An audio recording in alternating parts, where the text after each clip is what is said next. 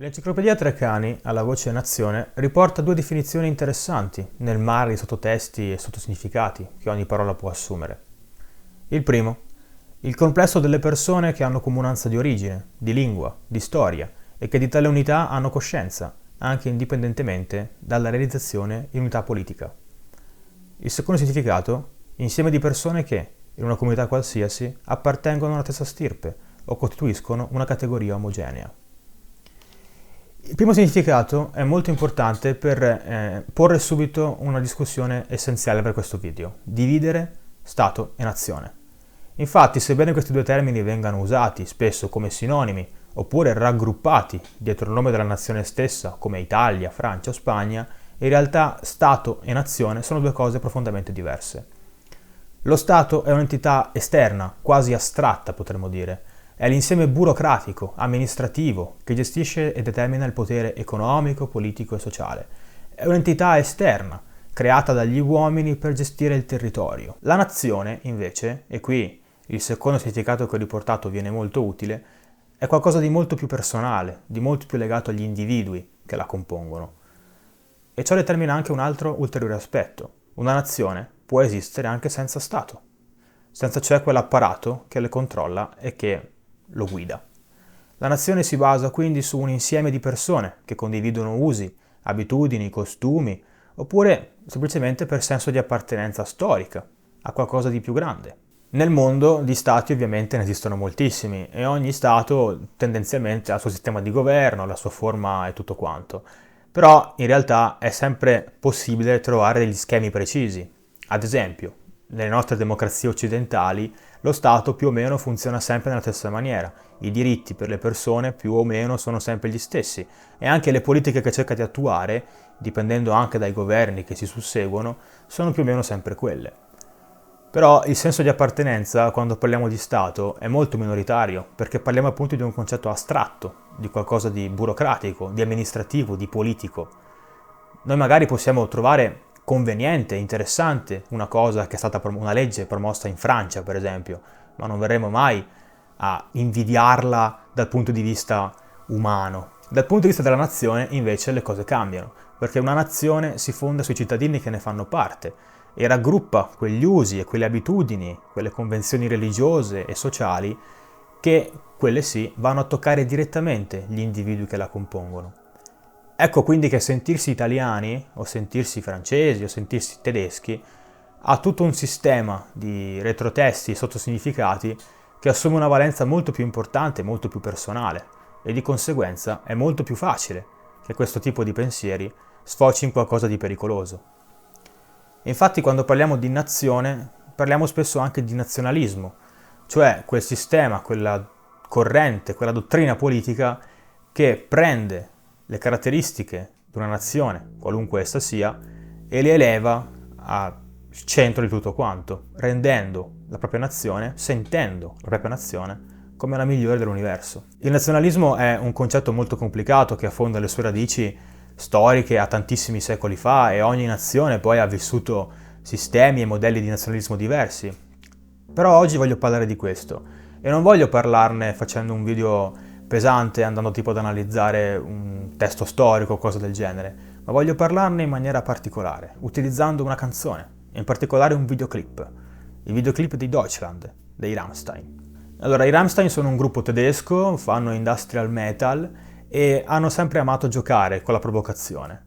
Fin dal loro nome, che richiama la base aerea di Ramstein, dove avvenne un tragico incidente che coinvolse le frecce tricolori che portò alla morte di un sacco di persone, già da lì si può capire che a questa band piaccia comunque provocare. Gli esempi sono tantissimi e le critiche si sono sprecate nel corso degli anni. Il primo album dei Rammstein aveva un'estetica che sembrava richiamare e inneggiare la razza ariana. Il modo di cantare di Till Lindemann è stato spesso accusato di voler ricreare, voler ricercare un po' quel tipo di impostazione propria di Hitler, oppure basti citare anche per esempio l'estetica nazista che viene declinata in elemento pop quasi nella cover di Stripped dei Depeche Mode, la cover fatta dai Rammstein, tutti elementi insomma che hanno sempre contraddistinto questa band, a cui piace giocare con quello che puoi o non puoi dire e generare sempre polemiche infinite. E con Deutschland non si fa eccezione. Deutschland è il singolo trascinante dell'omonimo album dei Rammstein nel 2019. È un album che è uscito 10 anni dopo l'ultima fatica, quindi le aspettative erano altissime. E questo videoclip alla sua uscita, anzi prima ancora, all'uscita del teaser di questo videoclip, 38 secondi in cui si vedeva la band vestita come prigionieri di un campo di concentramento, già da lì le polemiche cominciarono a scoppiare in maniera indefinita. Da più parti questo video viene accusato di nazionalismo, di revisionismo storico, di tentativo quasi di far passare per buone certe cose che è impossibile far passare per tali. La realizzazione tecnica di questo videoclip è esagerata, i soldi spesi per farlo sono stati tantissimi e la sua qualità è davvero eccelsa. E io spero di poter riuscire a trasmettere il messaggio che a me è arrivato e che secondo me i Rammstein hanno cercato di trasmettere. La cosa importante però è non fermarsi alla provocazione, alla semplice provocazione. Quella c'è, è sicuramente importante, l'estetica e tutto quanto, e ne parleremo nel corso di questo video, ma non è il punto focale della questione. Ciò che i Rammstein vogliono mettere in evidenza, in realtà, è quanto sia pericoloso il concetto stesso di nazione e quanto siano violente le sue origini e tutto ciò che poi ne consegue. E questi concetti vengono espressi dai Rammstein utilizzando, nei videoclip di Deutschland, la storia millenaria della Germania. Bentornati finalmente su Certograd, questa è Inside the Art. Buona visione.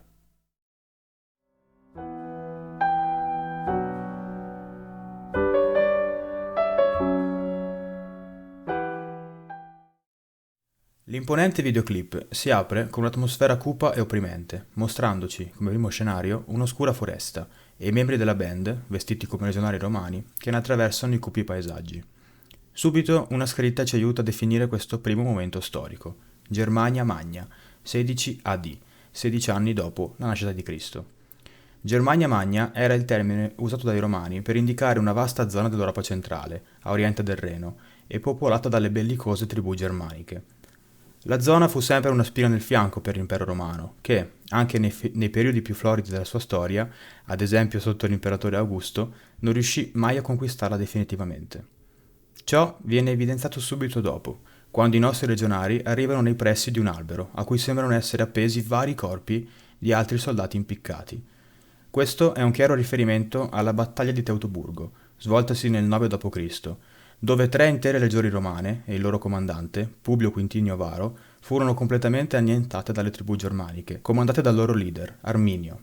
Leggenda vuole che, dopo la sanguinosa battaglia, ogni albero della foresta venne addobbato con soldati romani impiccati e, come narra Svetonio, lo sgomento a Roma fu così grande che Augusto si stracciò le vesti, chiedendo a Varo di rendergli le sue legioni. La data fornita all'inizio del video non collima totalmente con questa famosa battaglia, ed è più probabile che si riferisca alle campagne militari condotte nella regione dal comandante germanico, ma il significato è preciso. Da molti studiosi, la resistenza germanica all'impero romano, la forza politica, militare ed economica più grande e potente del mondo antico, è considerato il primo vagito di unità nazionale tedesca, nell'ottica della resistenza contro il nemico invasore. L'unità della popolazione davanti ad una minaccia esterna da sempre favorisce la nascita e il mantenimento degli ideali patriottici e nazionalistici. Per la stragrande maggioranza delle persone, il concetto di nazione ed appartenenza alla stessa trova la propria massima e forse unica espressione quando ci si sente minacciati da qualcosa di esterno, che mira a modificare gli equilibri che prima, tutto sommato, finivano per accettare. Ne abbiamo parlato nell'introduzione. Il nazionalismo eleva gli elementi sociali e culturali di una nazione e li difende a spada tratta. Gli esempi si sprecano.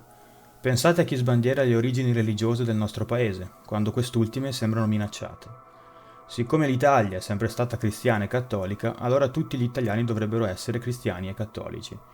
È una specie di meccanismo autoalimentato. Una nazione nasce in base alle caratteristiche dei suoi membri, ma, con il passare del tempo, quelle stesse caratteristiche divengono parte della nazione ed elemento di riconoscimento e appartenenza. Poco importa che tecnicamente siano passati secoli e secoli. Ormai è così e basta. L'importanza della battaglia di Teutoburgo per la nascita del sentimento tedesco è testimoniata dal fatto che Arminio, il capo delle tribù germaniche che travolsero i Romani, è ora eroe nazionale tedesco e le statue degli dedicate affiorano in diversi angoli della Germania. Statue che vediamo anche inserirsi, di tanto in tanto, in questa scena iniziale, come voler sottolineare l'importanza del passato e delle gesta storiche nella formazione del pensiero comune di patria e nazione. Il nostro ruolo di cittadini e di componente di una nazione è figlio di personaggi storici passati e di scelte che non abbiamo deciso noi di compiere. E questo si esplica alla massima potenza quando parliamo di una battaglia svoltasi più di 2000 anni fa. Dopo aver visto una barbara decapitare un loro commilitone, i nostri legionari si lanciano all'attacco sotto le prime note di tastiera, che fanno da ponte tra la fine dell'intro e l'inizio vero e proprio della canzone.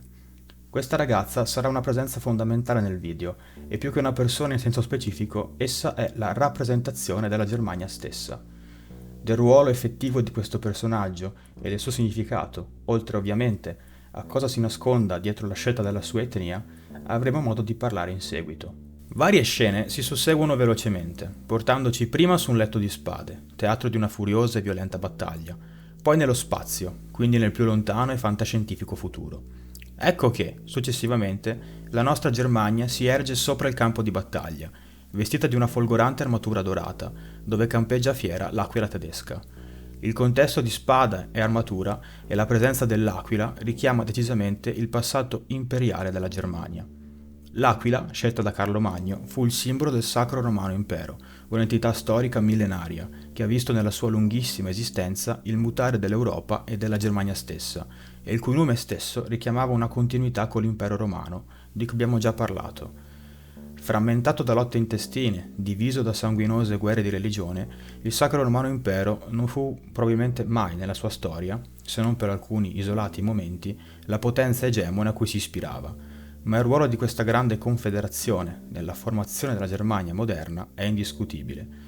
È il testo della canzone che ci fornisce la chiave di lettura di questo e altri passaggi storici, separata nello spirito, unita nel cuore.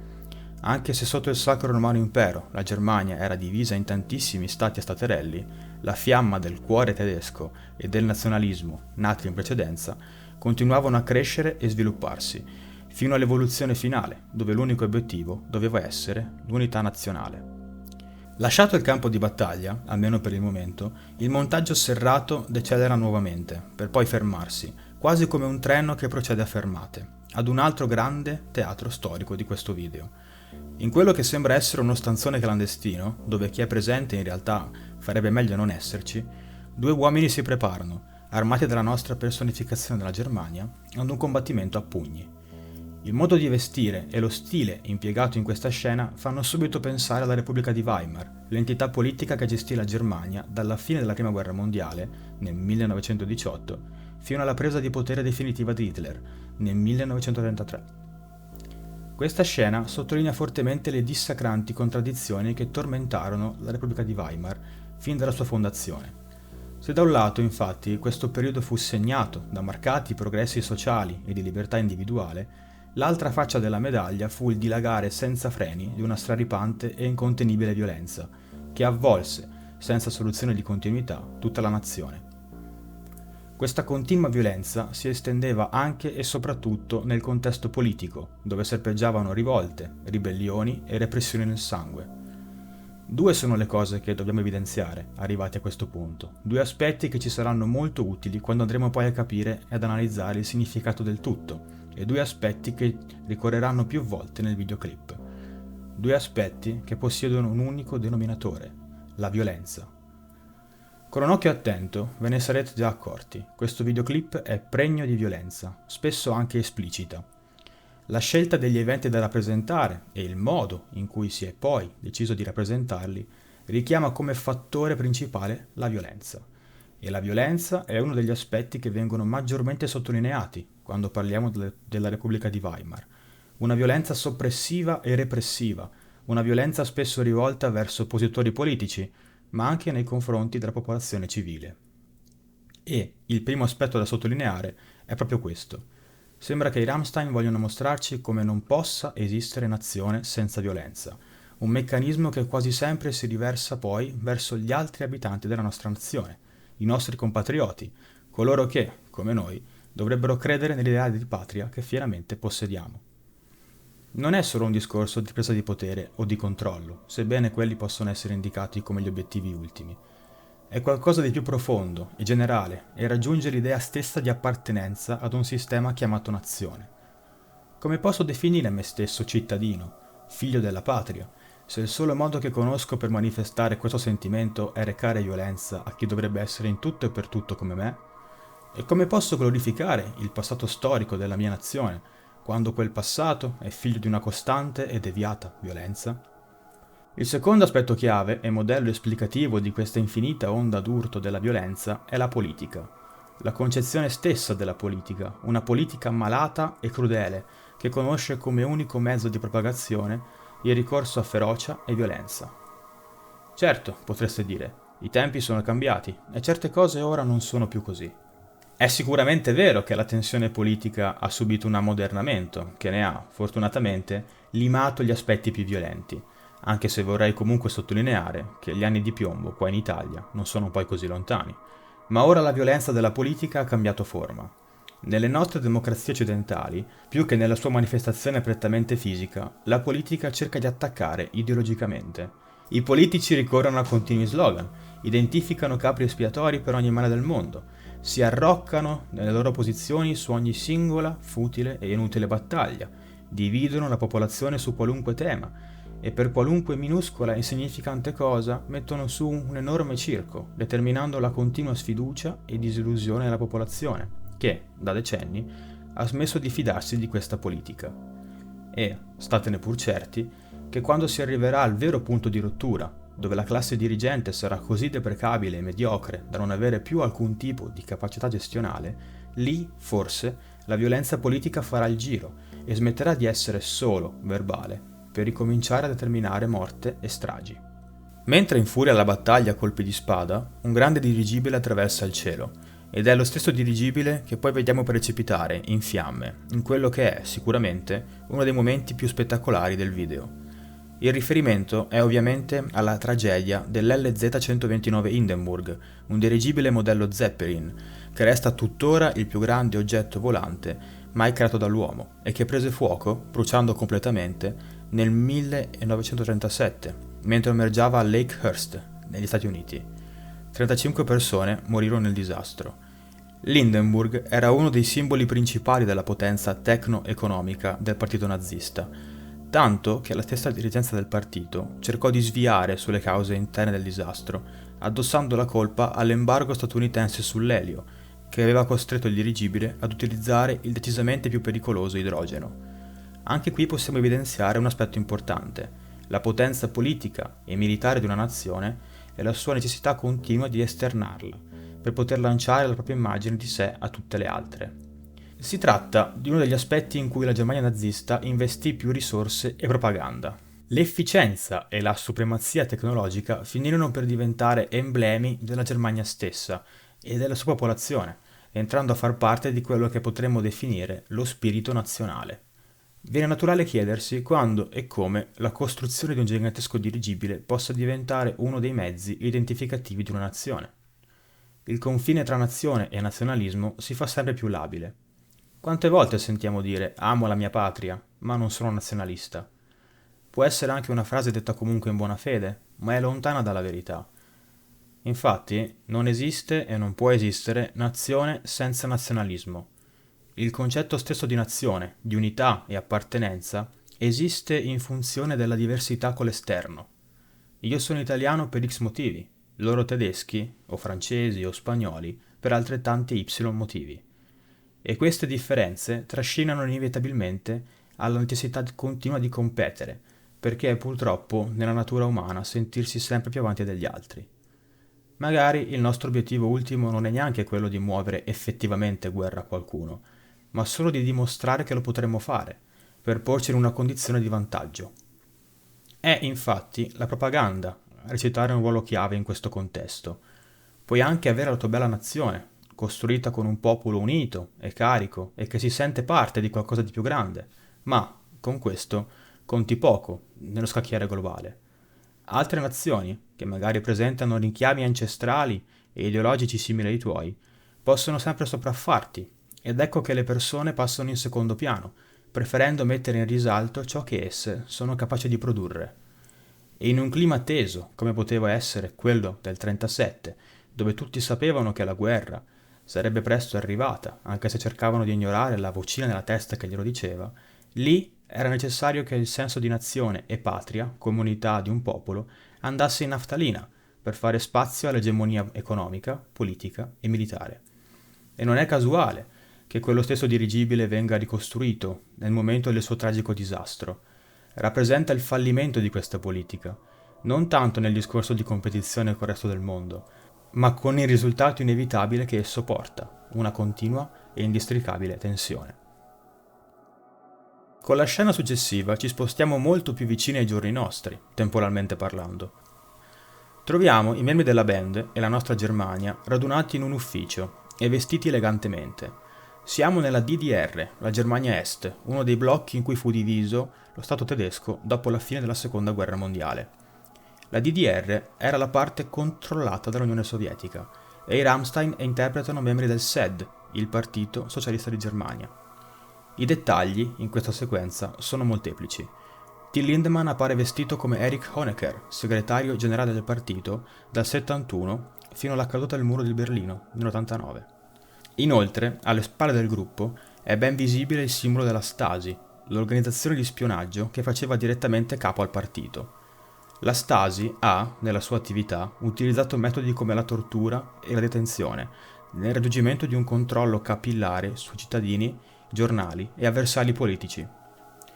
Essendo tutti nati e cresciuti nella Germania Est, il messaggio di forte attacco politico dei Rammstein qua diviene, se possibile, ancora più diretto e personale. I membri del partito sono rappresentati come eleganti uomini d'affari, che festeggiano e brindano e che successivamente indulgeranno anche in azioni ancora più scabrose e fuori controllo. Utilizzando l'ironia e l'esagerazione parodistica, viene qui descritta la condizione sociale in cui versava la Germania Est, dove da una parte mancavano beni di prima necessità come rasoio e carta igienica, questo perché ogni fabbrica in Germania venne riconvertita all'industria pesante, mentre dall'altra parte i politici del partito potevano permettersi merci di lusso come vino e automobili. Ciò avveniva perché nell'intero sistema dilagava una corruzione imperante, che generava disparità economiche e sociali tra la popolazione, elevando i pochissimi burocrati del partito e separandoli dal resto del popolo, che era semplice forza lavoro da usare a piacimento. Questo è di fatto definibile come un vero e proprio classismo e, giustamente, la popolazione vedeva il comunismo diventare un sistema, da supposta alternativa al capitalismo occidentale, se possibile ancora più impari e corrotto. Successivamente, alcuni frati in processione, con tanto di torce e croci, prima attraversano un esercito di topi e poi raggiungono una locanda, dove sembrano darsi una sorta di cannibalismo nei confronti della nostra Germania.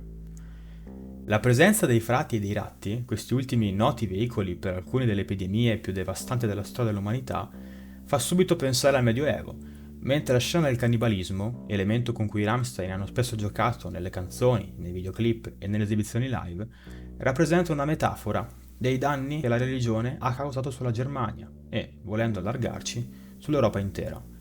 Le profonde spaccature che si crearono in seguito alla riforma protestante e allo scisma anglicano generarono un moto di guerre di religione che devastarono l'intera Europa per 200 anni. Molte di queste si svolsero sul territorio tedesco, allora Sacro Romano Impero, e condussero ad una vera e propria ecatombe. Il cannibalismo, in questo caso, assume 3 diversi livelli di significato. Quello metaforico, portando un pesante attacco alla religione, che viene rappresentata a sfamarsi sull'umanità stessa che l'ha creata. Un significato più propriamente storico, di cui ho appena accennato, e uno ancora più profondo, che sottolinea l'uso della religione per il consolidamento del potere politico. La riforma protestante generò infatti nell'impero una vasta schiera di principi, duchi e baroni che cambiarono immediatamente la propria fede, favorendo il proselitismo dei loro stati per poi scatenare guerre di religione contro i vicini rimasti cattolici. Guerre di religione che, ovviamente, vennero giustificate allo stesso modo dai principi rimasti cattolici nei confronti dei nuovi eretici.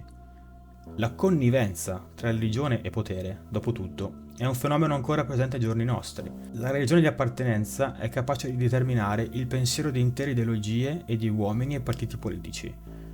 La religione è tuttora un tratto distintivo di una nazione, ancora oggi è strumento di appartenenza e unità nazionale. Definirsi italiani, nel nostro caso, può passare spesso per l'essere anche cristiani e cattolici. la fede in un dio, piuttosto che nell'altro, sembra acquisirsi alla nascita, un po' come l'essere parte di una nazione. Il culmine del ritornello ci riporta alla scena degli astronauti, che può rappresentare l'unico elemento di continuità presente nel videoclip e che possiamo definire l'ossatura del messaggio di questo video. I nostri astronauti sembrano essere arrivati in qualche posto sperduto, dove entrano in contatto con statue e vessilli antichi. Metaforicamente, quegli elementi di antichità rappresentano proprio la Germania come storia, valori e tradizioni, e gli astronauti sembrano nutrire per questo concetto un'ammirazione profonda e devota.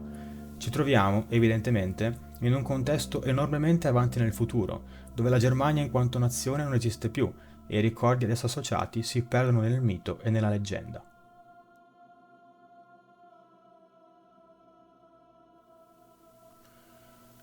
Lasciamo lo spazio per spostarci in una prigione. Da un lato la struttura della prigione, la polizia e i detenuti sembrano ricreare un carcere della Germania Est, mentre tuttavia le divise di alcune componenti della band e di Germania ricalcano parodisticamente quelle della Repubblica di Weimar. Qui l'attacco alla politica raggiunge il suo apice, con la fusione di due esempi politici già visti in precedenza, che vengono sostanzialmente demoliti per gli stessi motivi: inefficienza e crudeltà. La brutalità della repressione, operata dalle guardie, evidenzia il controllo feroce e intimidatorio operato dal SED e dalla Stasi nella DDR, mentre le banconote, che cadono dal cielo, si collegano al fenomeno dell'iperinflazione, che sconvolse Weimar nel 1923. La fine della Prima Guerra Mondiale aveva comportato per la Germania, tramite il Trattato di pace di Versailles, il pagamento di enormi indennità di guerra ai vincitori, che portarono rapidamente l'economia tedesca vicino al collasso. Quando a Weimar si accorsero di non poter più pagare il debito, pena il disastro economico, decisero di smettere di farlo, portando Francia e Belgio ad occupare i territori della regione del Ruhr, vitali per l'economia tedesca. Il governo centrale ordinò agli operai della zona di scioperare per attuare una strategia definita come resistenza passiva. Tuttavia, qualcuno doveva pur mantenere questi operai e lo Stato ordinò di stampare ancora più moneta, un qualcosa che a Weimar si faceva già troppo da diversi anni e che consegnò il paese al disastro dell'iperinflazione. Tutti avremmo visto, nei libri di storia, le foto di gente costretta a caricare un intero carretto di banconote solamente per poter comprare il pane. Quelle foto provengono da quegli anni, a Weimar. Se avevate voglia di un caffè, nella Germania dell'epoca, il prezzo dello stesso poteva raddoppiare solamente restando seduti aspettando che ve lo portassero. Il devastante disastro economico mise in ginocchio la nazione e la sfiducia verso il sistema toccò l'apice nella popolazione.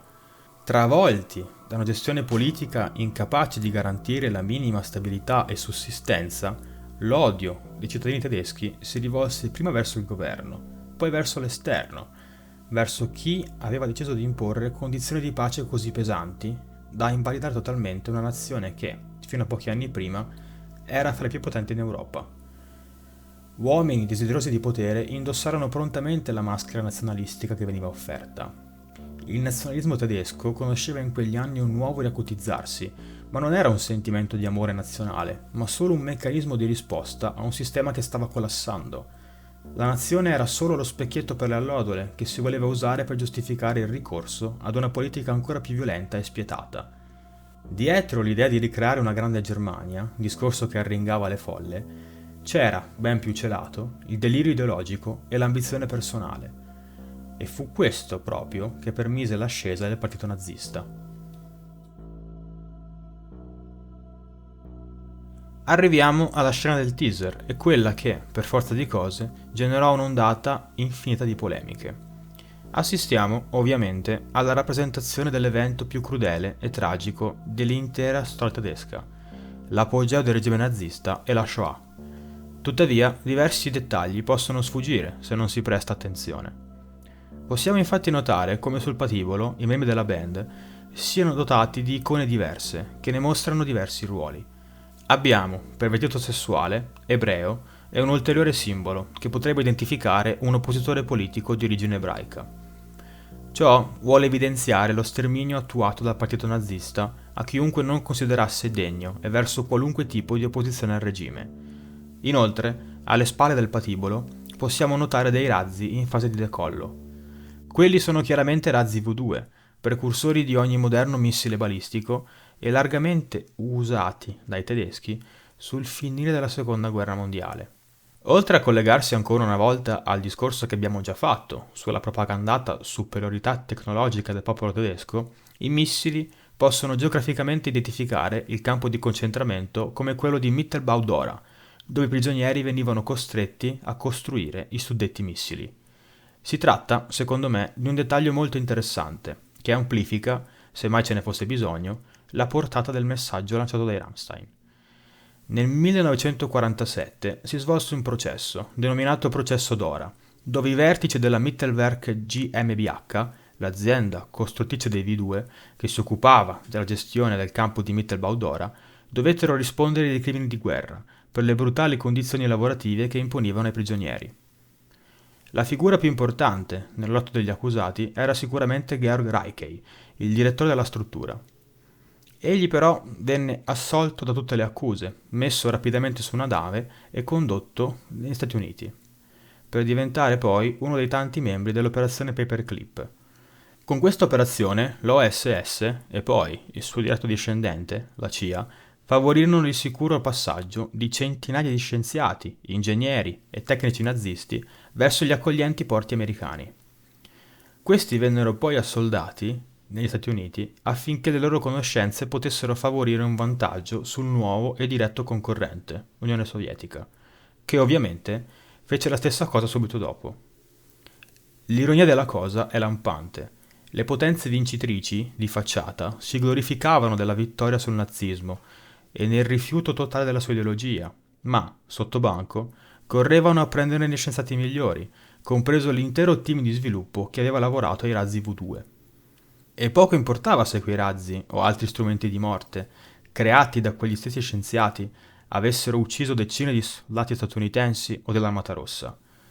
Con la medesima facilità si celebrava chi tornava a casa, avvolto da una bandiera, e si diceva che fosse morto per la patria, e si proteggeva poi chi, in quella bandiera, ce l'aveva fatto finire.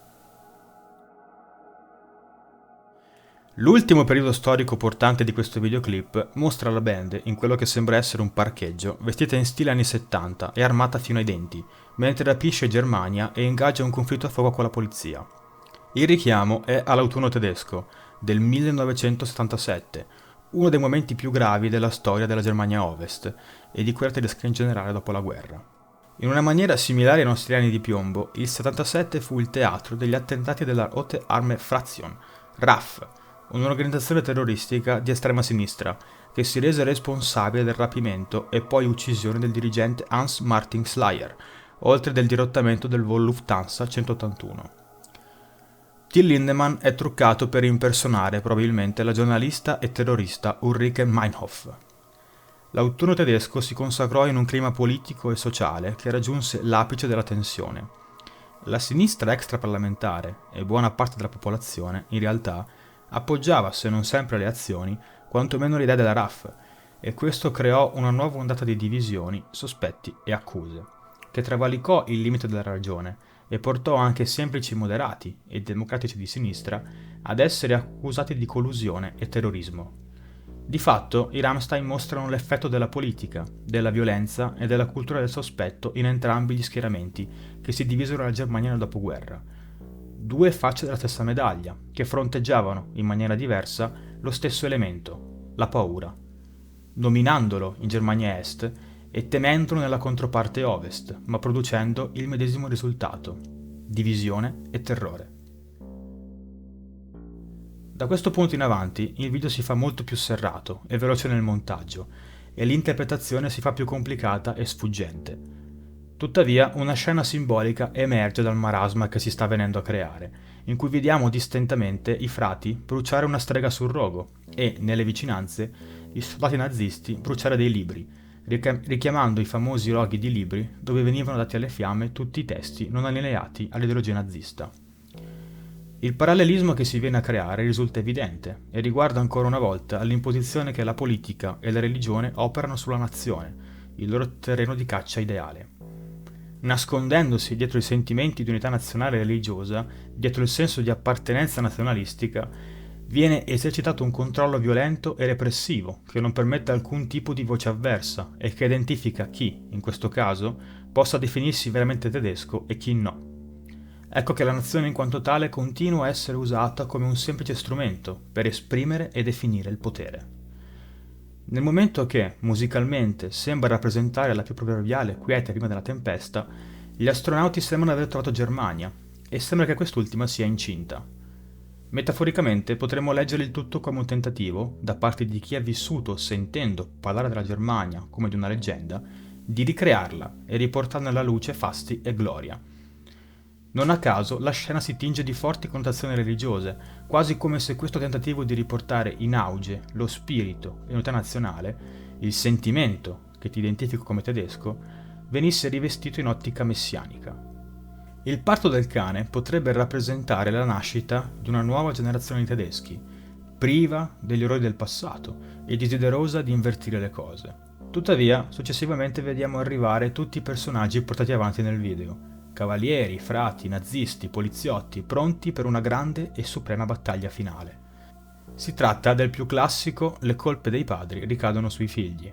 Pur volendo creare un qualcosa di nuovo e diverso, pur volendo imparare le lezioni che il passato ha impartito, sembra che tutto sia comunque destinato a fallire e a scadere in nuove e continue ondate di violenza.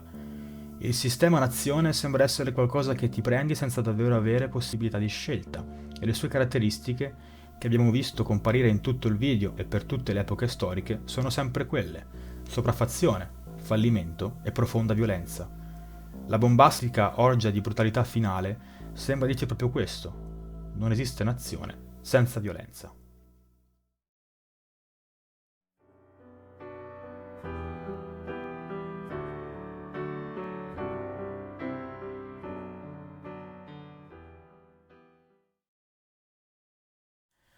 Per tirare le somme e comprendere appieno il significato di questo denso videoclip, partiamo da lontano, ampliando un discorso che abbiamo già accennato nell'introduzione.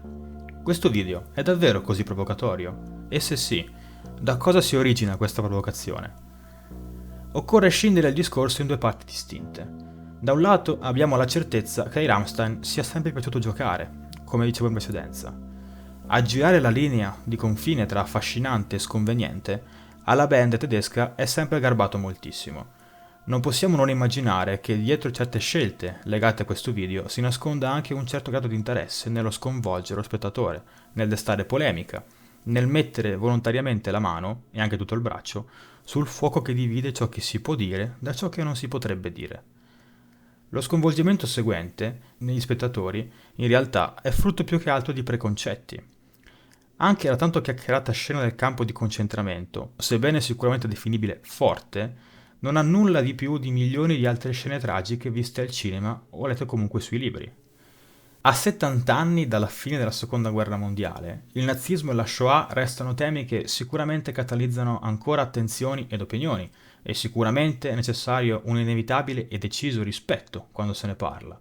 Ma, intendiamoci, non possiamo dire che non se ne sia mai parlato prima dell'uscita di Deutschland. Più che la scena in sé, è da chi essa proviene che determina la provocazione. Se un gruppo di tedeschi, già in passato famoso per aver giocato più volte con un'estetica nazista, un gruppo che per di più canta pure in tedesco e suona pure industrial metal, devono essere sicuramente nazisti.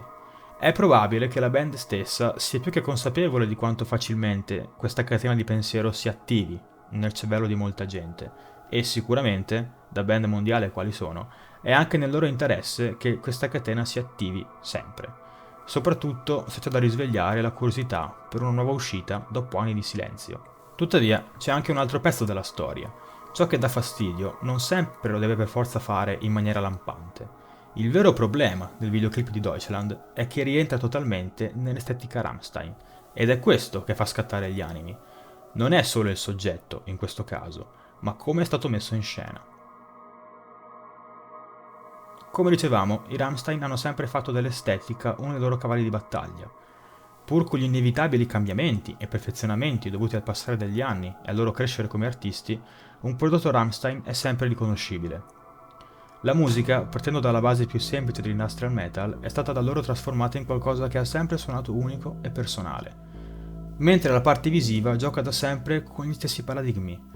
Da un lato abbiamo una forte componente virile e sessuale, Basti pensare alle tantissime foto e video in cui la band fa sfoggio di muscoli, o ai testi di canzoni decisamente poco implicite, come Pussy o Ik tu der Weh. Questa componente macio-sessuale si mescola poi alla rievocazione dell'immaginario storico tedesco. Qui ci rientrano tutti i presunti riferimenti al regime nazista, il modo di cantare di Till Lindemann, l'uso di font simil-nazisti, l'uso di spezzoni video risalenti al regime, per poi arrivare fino al campo di concentramento di Deutschland, ma anche molto altro.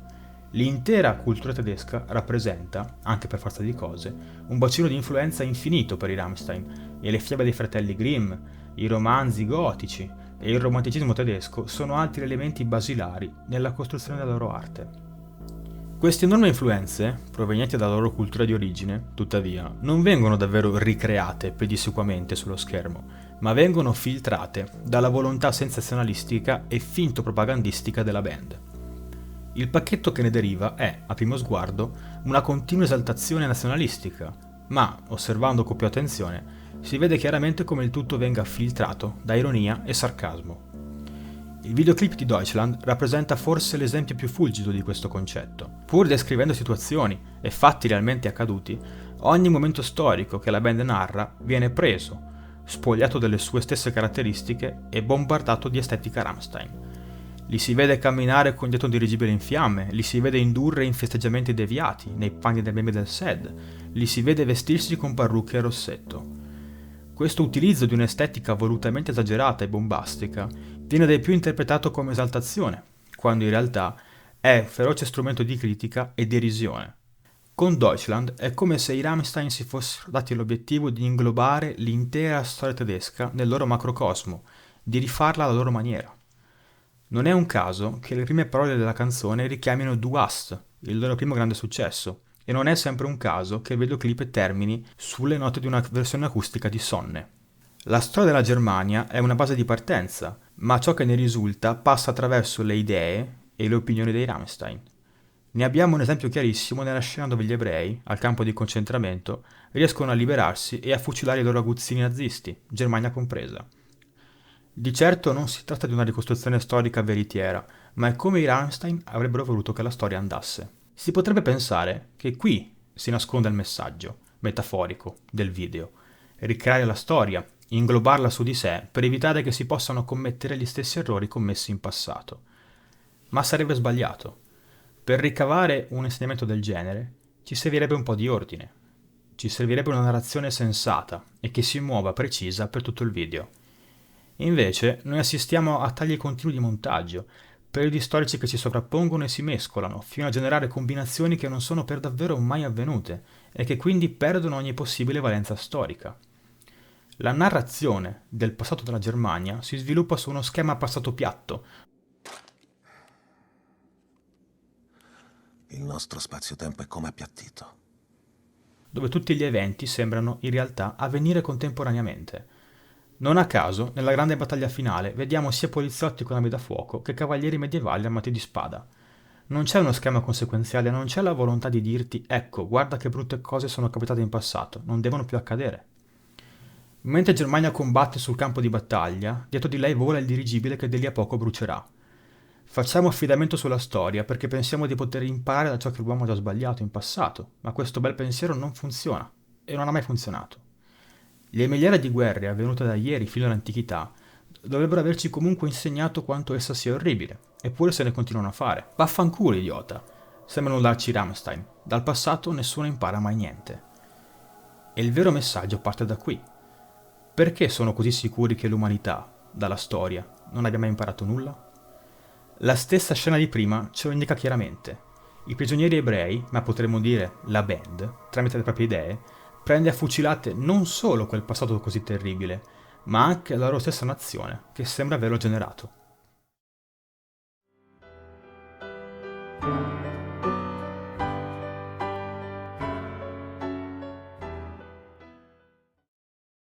Se mi avete seguito fino a qui, che coraggio, una cosa vi sarà ormai sicuramente chiara. Deutschland utilizza la storia tedesca, ma non ne dà un'immagine esattamente lusinghiera. Ogni periodo storico scelto dalla band è negativo, violento, marcio e minato da problemi. Non c'è un singolo momento dove possiamo assaporare la pace, sia a livello di contenuto che a livello metaforico. La band sembra renderci l'idea che non vi sia mai stata pace nella lunga storia della Germania. Al di là del fatto che in 2000 e passa anni di storia anche la nazione più bellicosa del pianeta attraversi comunque momenti di quiete e di pace, questa scelta narrativa ci descrive la più totale assenza di mantenimento dello status quo. La storia tedesca, filtrata dai Rammstein, sembra essere un continuo susseguirsi di violenza e soprusi, ogni scena ne ricolma, come se non potesse sorreggersi senza. Sarebbe stato più idilliaco inserire qualche riferimento ai grandi filosofi o letterati tedeschi, alla musica stessa, che ha visto nascere in Germania alcuni dei più grandi geni dell'umanità, e invece l'unica idea che viene restituita è quella di una nazione violenta, una nazione che ha visto il proprio popolo subire le angherie e le divisioni della politica, del fanatismo, del fondamentalismo e della crisi economica. Non da succube però, ma da vero e proprio carnefice. È qui che si nasconde il vero e profondo messaggio del videoclip. Accusato di essere un video dalle forti tinte revisionistiche e nazionalistiche, Deutschland in realtà è un sentito e deciso attacco al concetto stesso di nazione e nazionalismo in quanto tale. Non esiste nazione senza violenza. E ripensate alla prima scena del video, ai legionari romani. Quell'avvenimento, ritenuto da più parti la nascita dello spirito nazionalista tedesco, uno spirito che si origina dalla violenza e che si alimenta tramite la stessa. La necessità di difendersi da un agente invasore esterno porta all'unione di tribù e genti diverse che tramite le vittorie militari si sentono parte di qualcosa di più grande. Un qualcosa che nasce dal sangue e che trova nel sangue l'unico sistema di valuta possibile. Un concetto che, ovviamente, trascende il singolo esempio della Germania e si applica a qualunque altra nazione del mondo. La distinzione fatta in apertura di video fra Stato e nazione ora è più importante che mai. Il sovrasistema politico, il centro nevralgico del potere burocratico su un territorio, ha bisogno di una giustificazione di carattere simbolico che ne permetta l'amministrazione. L'idea, proprio dell'antico Egitto e delle monarchie medievali europee, che il potere fosse trasmesso da Dio al re, permetteva di unificare il popolo sottostante tramite la fedeltà a quello stesso monarca, che diceva di essere stato designato da Dio. Ogni aspetto umano, tuttavia, è in costante mutamento e il declino della monarchia come sistema di governo ha portato all'obbligo di cercare un nuovo sistema per abbindolare il popolo, per imbrogliarlo, dicendo di appartenere a qualcosa di più grande, mentre chi governava era guidato unicamente dai propri interessi. Lo vediamo chiaramente negli ispezioni dei videoclip dedicati a Weimar o alla DDR. La classe politica dirigente manteneva vivo il sentimento nazionale, utilizzandolo come maschera per coprire persecuzione, violenza e controllo. L'idea di nazione è artificiale, costruita e figlia di eventi che o vengono malignamente corrotti o semplicemente caricati di un significato che non gli apparteneva in origine. Sappiamo che ciò che stiamo guardando non è precisamente una ricostruzione storica, ma una riproduzione, e ciò che ne ricaviamo è l'immagine di una nazione sempre e comunque colpevole.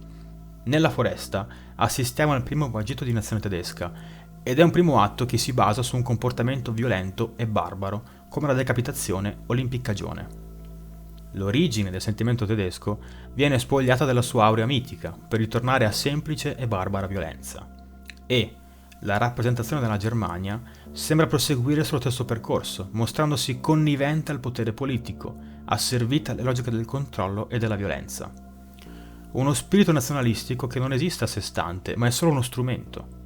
Possiamo notare come nelle scene di Weimar, o nell'ufficio del SED, o ancora nel campo di concentramento, Germania si crogioli nella situazione, comportandosi bene o male nella stessa maniera in cui si comportano gli uomini presenti. Ride selvaggiamente nella prigione, fuma e sorride nella Germania Est, è oscura e violenta nel campo di concentramento.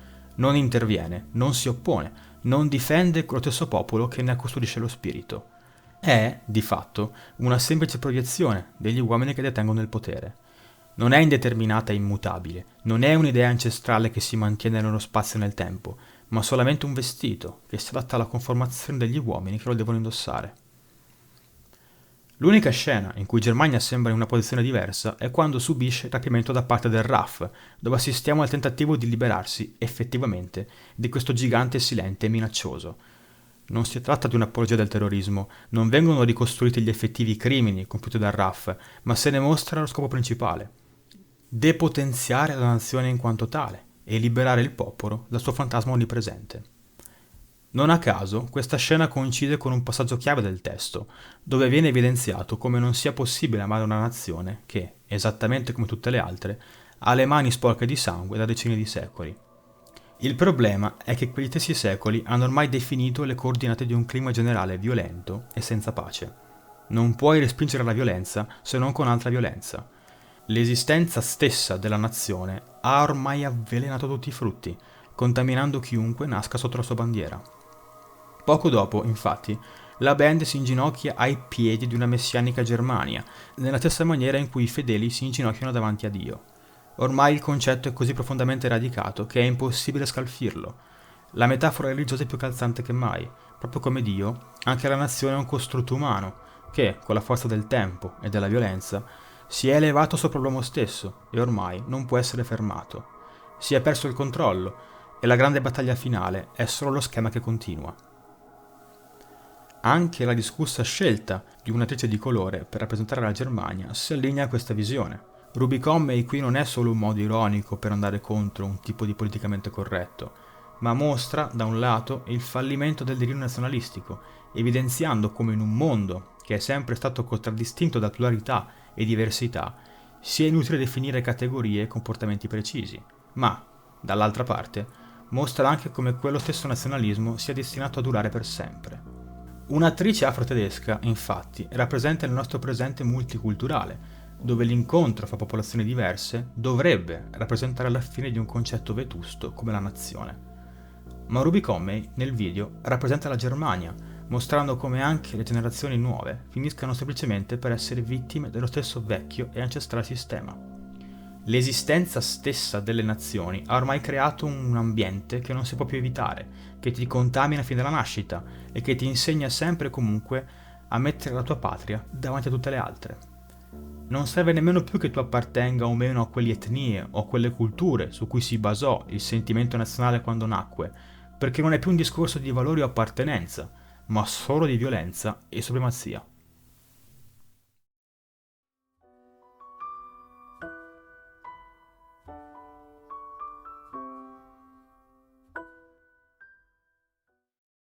Wow, ce l'abbiamo fatta. È stato sicuramente un viaggio pesante, ma affascinante. E vi ringrazio per essere rimasti con me fino alla fine. Ce l'avete fatto. Sì, lo so, nazione e nazionalismo sono due concetti molto complicati e non basterebbero 10 video che durano 10 ore per riuscire a parlarne in maniera quantomeno approfondita. Ma il mio obiettivo qui su YouTube non è fare trattati su certi argomenti, anche perché comunque non ne sono in grado, ma analizzare l'arte e le tematiche che si possono affrontare con l'arte. Questo è un concetto molto importante che sta alla base del mio lavoro con Inside the Art. Gli strumenti della ragione, la ragione in quanto tale, ci permettono di analizzare l'arte.